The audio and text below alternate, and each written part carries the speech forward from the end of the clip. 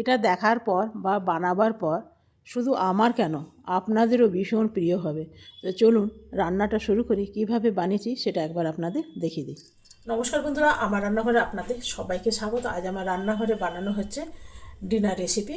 এটা খুবই সহজ আর একদম ইউনিক, খেতেও ভালো আর খুব চটজলদি হয়। তো চলুন রান্নাটা শুরু করি। কী কী লাগছে সেটা প্রথমে বলে দেবো।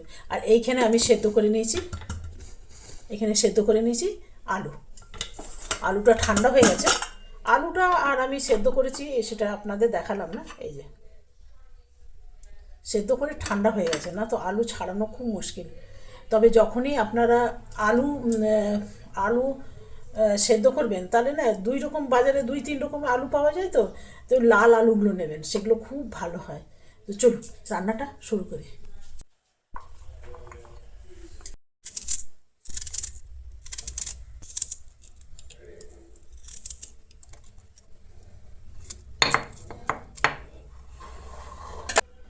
এখানে দুই রকমের আলু আছে। এগুলো হলো লাল আলু, এই আলু, আর এগুলো আছে সাদা আলু।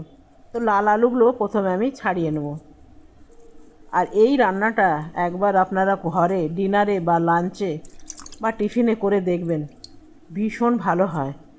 প্রথমে আমি লাল আলু দুটো ছাড়িয়ে নিলাম আর সাদা আলুগুলো রেখেছি তরকারির জন্য।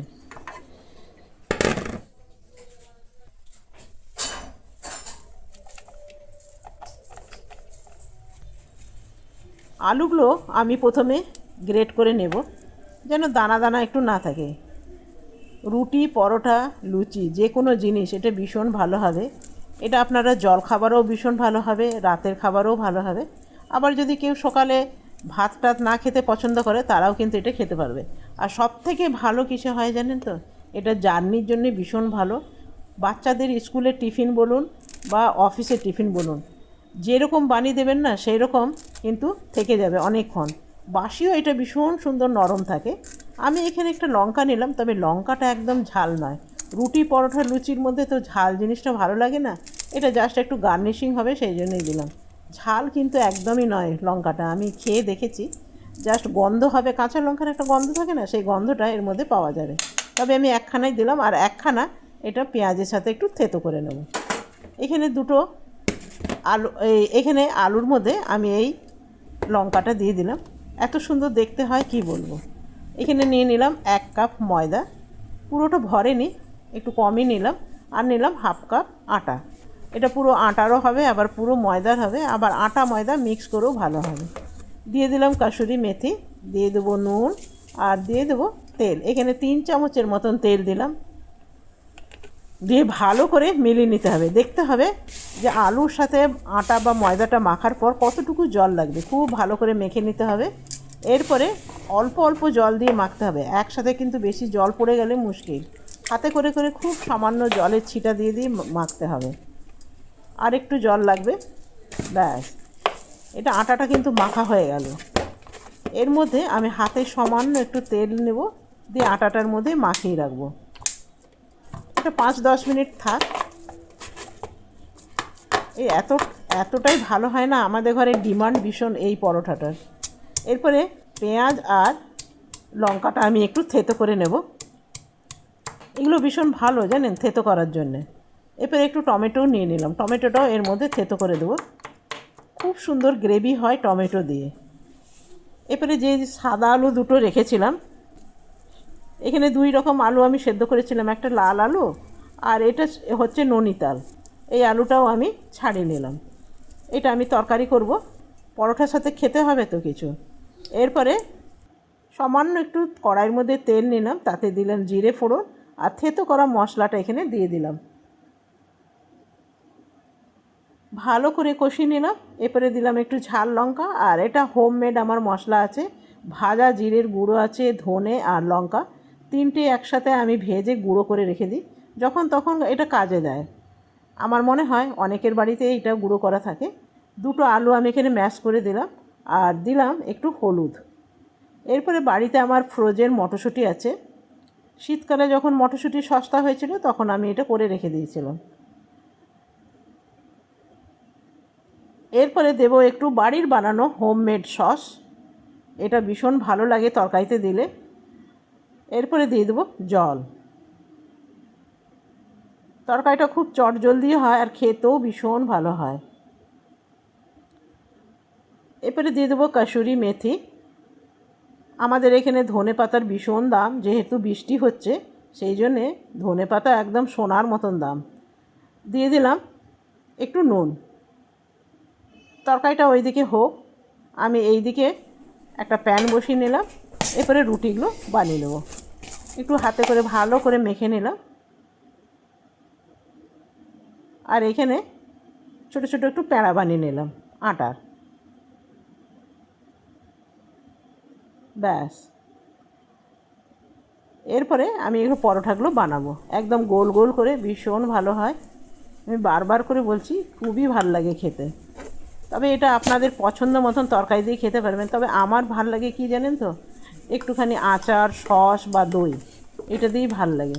তবে আমার হোমমেড সস আছে তো, সেটা দিয়েই ভাল লাগবে খেতে। একদম গোল গোল করে যতটা পাতলা হয় ততটা পাতলা আপনারা বানিয়ে নেবেন। তা আমি বেশ অনেকটা পাতলা বানিয়েছি। আর লঙ্কাগুলো দেওয়ার কারণ কি সুন্দর দেখতে হয়েছে দেখুন, এই যে দেখছেন। তো তাওয়াটা আমার গরম হয়ে গেছে, এগুলো দিয়ে দিই। আর খুব চটজলদি হয়ও জানেন তো। এটা একটু পাল্টে দিলাম।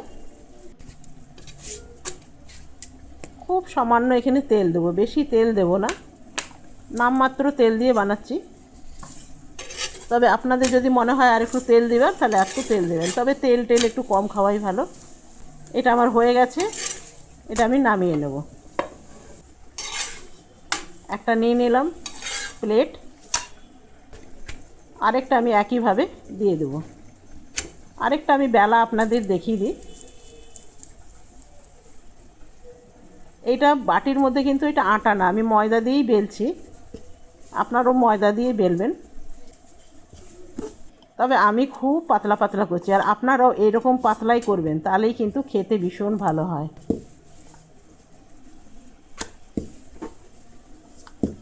আর সকাল অবধি জানেন রুটিটা একদম নরম থাকে। এটা আমার হয়ে গেছে। সামান্য দিয়ে দেবো তেল।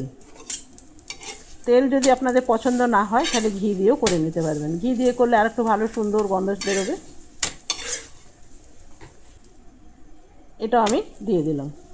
তো আমার বেশ খানিক কটা রুটি বানানো হয়ে গেছে। রুটিগুলো কতটা নরম দেখুন।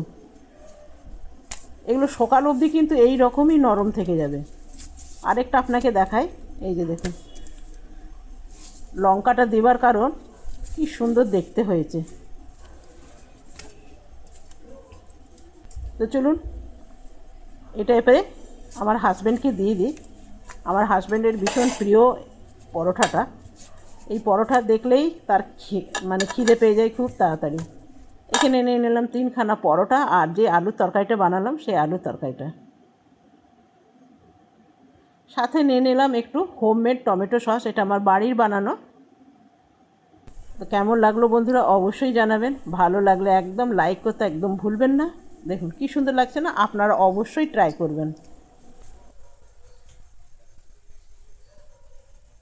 তো বন্ধুরা তৈরি হয়ে গেল আজকে ডিনার রেসিপি। দেখলেন তো কত সহজে, এবং খেতে ভীষণ ভালো হয়, ভীষণ ভালো হয়, দারুণ। আর তরকারিটা একদম দুটো আলু দিয়ে বানিয়ে দিয়েছি। দুটো আলু দিয়ে অনেকটা হয়েছে জানেন, আমাদের দুজনকার জন্য হয়ে যাবে। তো কেমন লাগলো অবশ্যই জানাবেন। যদি ভালো লাগে তো আপনারা এরকম করে বানিয়ে খান। আর আমার চ্যানেলটা সাবস্ক্রাইব করে দেবেন। আর পাশে বেল বটম অবশ্যই প্রেস করবেন, না তো ভালো ভালো রেসিপি আপনাদের কাছে যাবে না, নিত্য নতুন ঘরোয়া রান্না। তো চলুন, ভালো লাগলে লাইক করবেন। Bye bye.